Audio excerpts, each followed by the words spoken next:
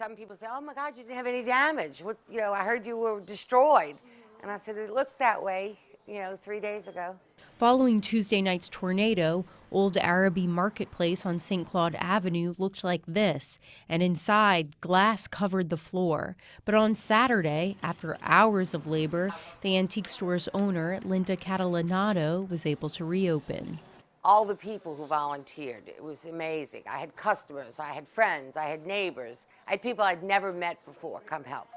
So it was a challenge, but I said I was going to do it, and I did it. Although Catalanato lost a big chunk of her store and is currently getting a new roof, she says it was important her business bounced back. Times have been really hard for me. I lost my husband a few weeks ago. I think it's a necessary thing to happen in a community, to open as fast as you can open, to give people some normalcy. Amid the tornado's devastation, Catalanato is looking on the bright side. My husband has been begging me to downsize. So now he's in heaven, and I think this was his message.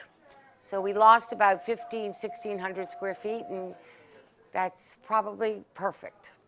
Jordan Lippincott, WGNO News. And the Old Araby Marketplace will be open tomorrow at noon.